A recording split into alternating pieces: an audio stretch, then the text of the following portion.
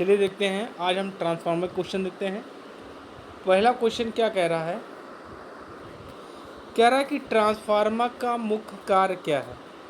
DC को AC में बदलना, वोल्टेज को बढ़ाना या घटाना, विद्युत ऊर्जा को यांत्रिक ऊर्जा में बदलना, ऊर्जा को संग्रहित करना। तो जो ट्रांसफार्मर होता है ये वोल्टेज और करंट को घटाता और बढ़ाता है।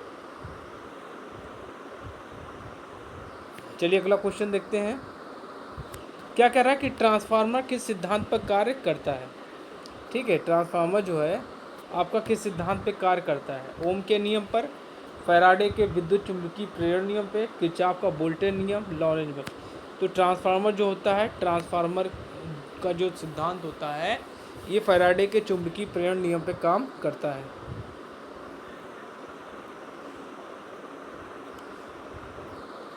चलिए अगला क्वेश्चन देखते हैं। क्या कह रहा है कि ट्रांसफार्मर का प्राथमिक भाग कौन सा है? प्राइमरी वाइंडिंग, सेकेंडरी वाइंडिंग, लोहे की कोर, कोई नहीं। तो ट्रांसफार्मर का जो प्राथमिक भाग होता है वो प्राइमरी वाइंडिंग होता है। ठीक है, चलिए अगला क्वेश्चन देखते हैं।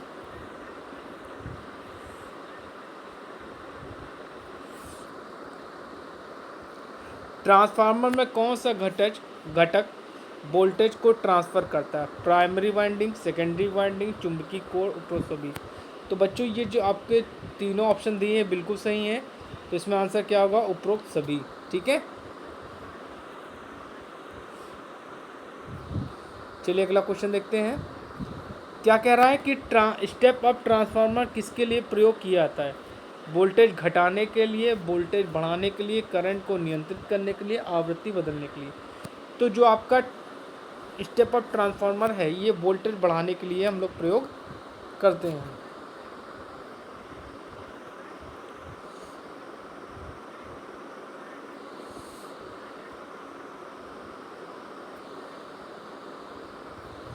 चलिए अगला क्वेश्चन देखते हैं। क्या कह रहा है कि वितरण ट्रांसफार्मर का उपयोग किसके लिए किया जाता है?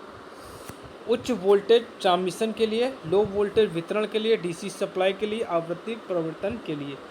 तो जो आपका डिस्ट्रीब्यूशन ट्रांसफार्मर होता है, ठीक है, ये आपका स्टेप डाउन ट्रांसफार्मर होता है। क्या होता है? Step down. ठीक है, ये क्या करता है? वोल्टेज को वितरित करता है। ठीक है, और इसकी अगर इफ़िशेंसी बात करें तो इसकी इफ़िशेंसी होती है 50 से 70%। ठीक है, चलिए अगला क्वेश्चन देखते हैं।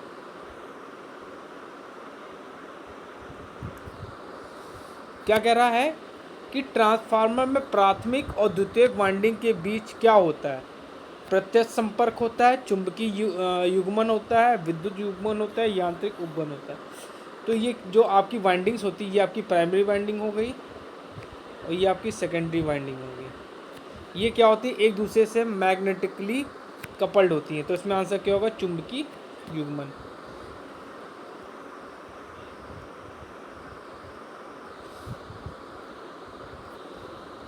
अगला क्वेश्चन, ट्रांसफार्मर की कोर किसका बना होता है? तांबा का, एल्युमिनियम का, सिलिकॉन स्टील का, पीतल का। तो जो कोर होती है ये आपकी सिलिकॉन स्टील की बनी होती है और इसका क्या काम है? फ्लक्स को रास्ता देना। ठीक है, लो रिलेक्टेंस का रास्ता देना। अगला क्वेश्चन देखते हैं। ट्रांसफार्मर में लोहा की कोर को टुकड़ों में क्यों बनाया जाता है? वजन कम करने के लिए, प्रतिरोध बढ़ाने के लिए, एडी करंट लॉस को कम करने के लिए, तापमान बढ़ाने के लिए। तो बच्चों हम लोग क्या करते हैं? टुकड़ों में इसलिए बनाते हैं जिससे एडी करंट लॉस कम हो, और इसको हम लोग लैमिनेशन भी करते हैं। किससे? वार्निश से। ठीक है,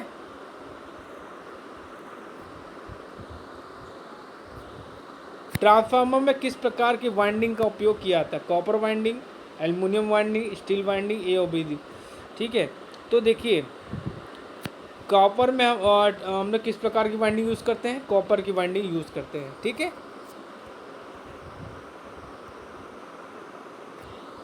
अगला क्वेश्चन, ट्रांसफार्मर में कौन कौन सी हानियाँ होती हैं? ठीक है, तांबे की हानि, हिस्टोलिसिस हानि, एडी करंट लॉस, उपरोक्त सभी। ये जो होती हैं इनको बोलते हैं आयरन लॉसेस। ठीक है, ये क्या होती है? फिक्स होती हैं। ठीक है, ये आपकी कहाँ होती है, कोर में होती है। आयरन लॉसेज कोर में होती है और कॉपर लॉसेज जो होते हैं आपकी वाइंडिंग में होती है।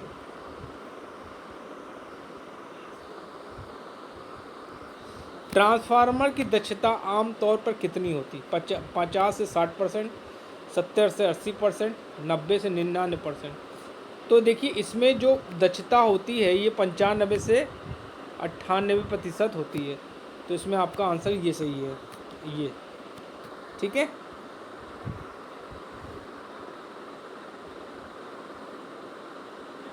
हिस्टोलिसिस हानि किस कारण होती है? वाइंडिंग प्रतिरोध के कारण, चुंबकीय क्षेत्र में परिवर्तन के कारण, अत्यधिक करंट प्रवाह के कारण, उच्च वोल्टेज के कारण। तो क्या होगा? चुंबकीय क्षेत्र में परिवर्तन के कारण। तो इसमें आंसर क्या होगा? चुंबकीय क्षेत्र में परिवर्तन के कारण।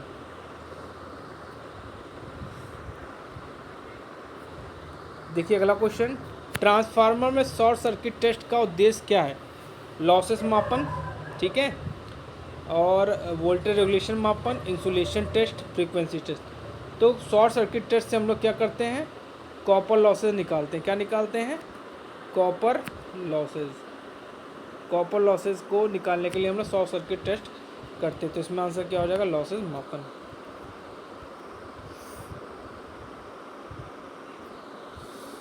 चलिए अगला क्वेश्चन, ट्रांसफार्मर का टर्न रेशियो क्या दर्शाता है? वोल्टेज अनुपात, करंट अनुपात, पावर अनुपात, फ्रीक्वेंसी अनुपात। देखिए वोल्टेज रेगुलेशन क्या टर्न रेशियो क्या होता है? V2/V1 equal to E2/E1 equal to I1/I2 होता है। इसमें आंसर क्या होगा? वोल्टेज अनुपात को दिखाता है।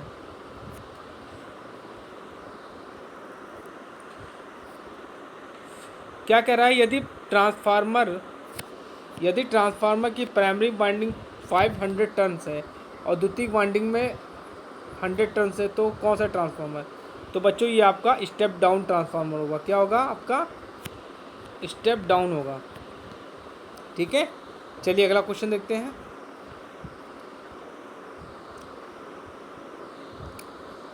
अगला क्वेश्चन क्या कह रहा है कि यदि टर्न का अनुपात 2:1 है, आउटपुट वोल्टेज क्या होगा यदि इनपुट वोल्टेज आपका 440 है? देखिए तो हमको क्या निकालना है? यदि इनपुट वोल्टेज, ठीक, तो V2 इक्वल टू क्या हो जाएगा?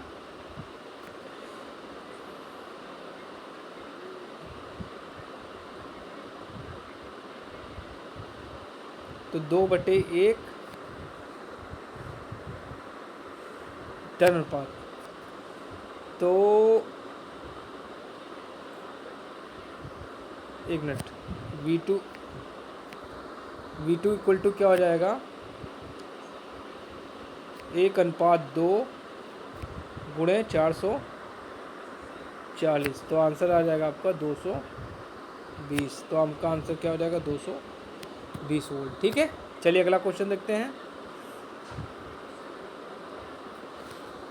ट्रांसफार्मर में कौन सा लॉसेस लोड पर निर्भर करता है? ठीक है, कोर लॉसेस, हिस्टोलिसिस लॉसेस, तांबे की हानि। तो बच्चों इसमें आंसर क्या हो जाएगा? तांबे की हानि। जो कॉपर लॉसेस होता है वो कोर पे लोड पे डिपेंड करता है, ठीक है।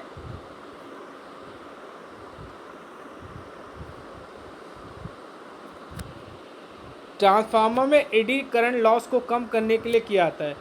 कोर को पतली परतों में विभाजित किया जाता है, अधिक टर्न का उपयोग किया जाता है, वोल्टेज लागू किया जाता है और उच्च करंट प्रवाहित की जाती है। तो बच्चों इसमें आंसर क्या हो जाएगा? आपका पहला सही हो जाएगा, ठीक है। कोर को पतली परतों में विभाजित किया जाता है और लेमिनेशन कर दिया जाता है, ठीक है। यदि ट्रांसफार्मर की, ठीक है, यदि ट्रांसफार्मर की दक्षता 98% है तो उसका लॉस कितना होगा? ठीक है, तो लॉस कितना हो जाएगा? देखिए दक्षता, देखिए 100 इक्वल टू 98 प्लस 2 होगा। तो ये जो आउटपुट हो गया और ये जो पार्ट होता है ये लॉसेस में होता है। तो लॉसेस कितने हो जाएगा? 2%, ठीक है। समझ में आप लोगों को? अगला क्वेश्चन,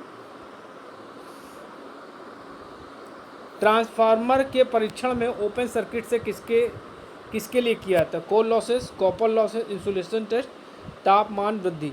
तो कोर लॉसेस को ज्ञात करने के लिए हम लोग ओपन सर्किट टेस्ट का प्रयोग करते हैं। कॉपर लॉस के लिए क्या करते हैं? शॉर्ट सर्किट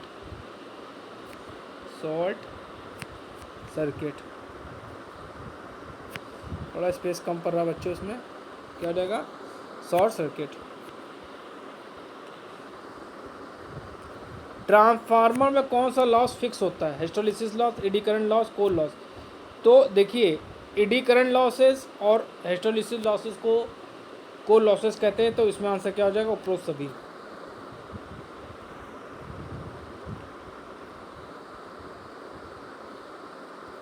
अगला क्वेश्चन, ट्रांसफार्मर की प्राथमिक और द्वितीयक वाइंडिंग के बीच में कौन सा कनेक्शन होता है? प्रत्यक्ष विद्युत संपर्क, चुंबकीय युग्मन, इंडक्शन मोटर कनेक्शन। तो बच्चों क्या होगा? चुंबकीय युग्मन।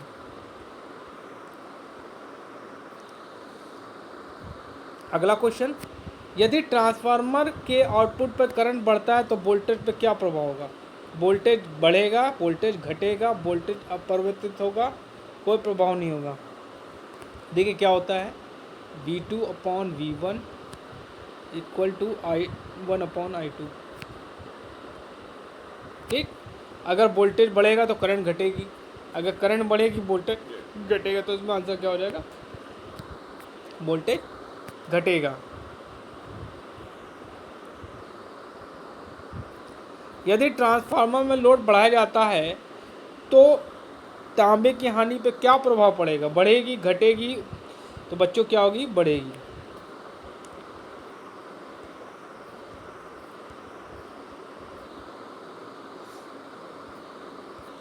ट्रांसफार्मर में कौन सा गैस रिले सुरक्षा के लिए उपयोग किया था? Buchholz relay, overload relay, short circuit relay, बोटेड रिले। तो क्या हो जाएगा? Buchholz relay.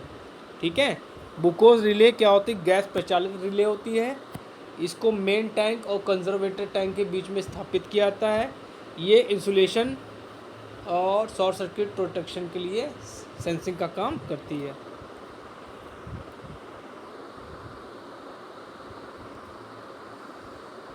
ट्रांसफार्मर में तेल किसके लिए उपयोग किया था? इंसुलेशन और कूलिंग के लिए, चुंबकीय प्रवाह को बढ़ाने के लिए, वोल्टेज वृद्धि के लिए। तो इंसुलेशन और कूलिंग के लिए हम लोग तेल का प्रयोग करते हैं। ये होता है खनिज तेल और सिंथेटिक ऑयल। ठीक है,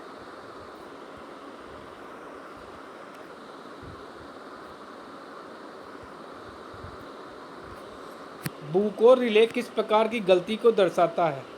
ठीक है, ओवरलोड, आंतरिक दोष, शॉर्ट सर्किट। तो बच्चों क्या होगा? आंतरिक। ठीक है,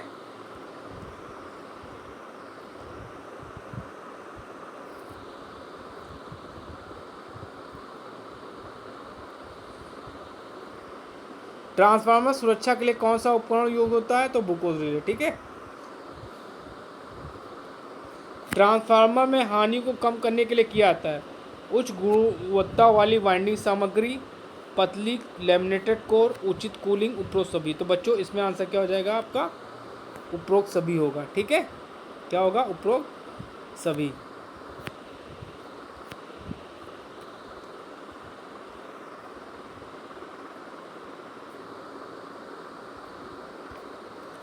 पावर ट्रांसफार्मर का उपयोग किसके लिए किया था?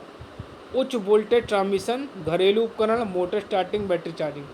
तो उच्च वोल्टेज ट्रांसमिशन के लिए करते हैं।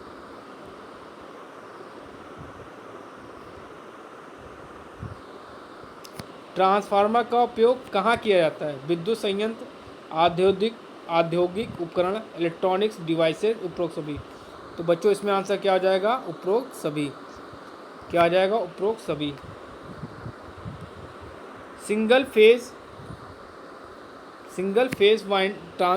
फेज ट्रांसफार्मर कितने वाइंडिंग होती है? 1, 2, 3, 4। तो बच्चों इसमें होती हैं 2 वाइंडिंग, प्राइमरी और सेकेंडरी। ये आपकी क्या होगी?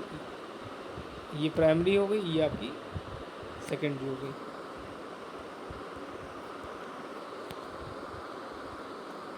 ट्रांसफार्मर का उपयोग किस विद्युत प्रणाली में किया जाता है? डीसी, एसी दोनों। तो इसका प्रयोग हम लोग एसी में करते हैं। ठीक है,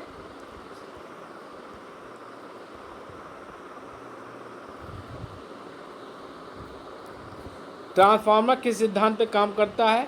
electromagnetic induction, motor principle, electrostatic, thermodynamics. तो क्या होगा? क्या होगा? अरे कहाँ गया? इलेक्ट्रोमैग्नेटिक इंडक्शन पे कार्य करता है। ठीक है, चलिए अगला क्वेश्चन देखते हैं। ट्रांसफार्मर किस प्रकार की विद्युत आपूर्ति पे काम करता है? तो ये आपका एसी पे करता है। ठीक है, ये बता चुके हैं। अगला क्वेश्चन, ट्रांसफार्मर का मुख्य कार्य क्या है? विद्युत ऊर्जा उत्पन्न करना, वोल्टेज को परिवर्तित करना, करंट को परिवर्तित करना। तो बच्चों आंसर क्या होगा? वोल्टेज को परिवर्तित करना।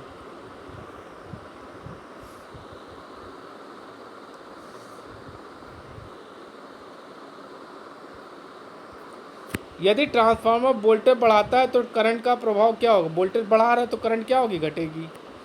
ठीक है,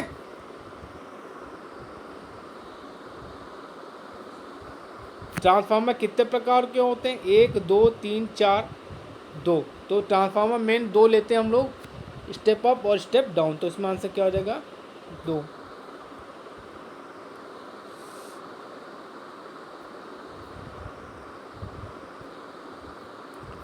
आइसोलेशन ट्रांसफार्मर का मुख्य उपयोग क्या है? वोल्टेज को परिवर्तित करने के लिए, करंट को नियंत्रित करने के लिए, सुरक्षा और गलती पृथक्करण के लिए। तो बच्चों आंसर क्या होगा? सुरक्षा और गलती पृथक्करण के लिए। अगला क्वेश्चन, ऑटो ट्रांसफार्मर में कितनी वाइंडिंग होती है? 1, 2, 3, 4। तो इसमें क्या होती है? एक वाइंडिंग होती है और इसका प्रयोग हम लोग वोल्टेज रेगुलेटर के रूप में करते हैं।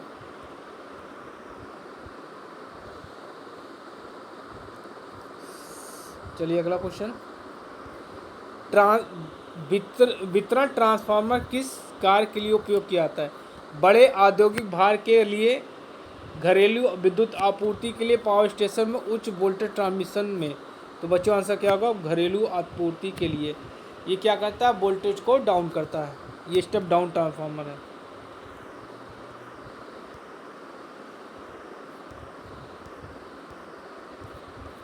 चलिए अगला क्वेश्चन देखते हैं।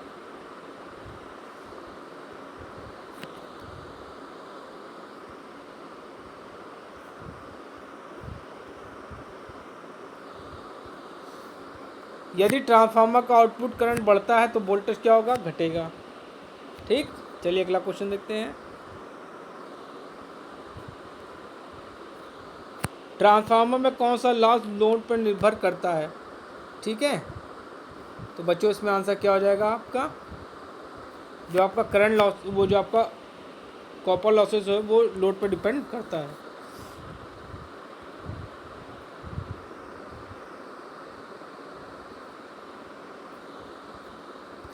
ट्रांसफार्मर में कोर लॉसेस किसके कारण होते हैं? हिस्टैरिसीस और एडी करंट। ठीक है, overloading, current variation, high voltage. ठीक है, हिस्टैरिसीस लॉसेस के कारण। ठीक है,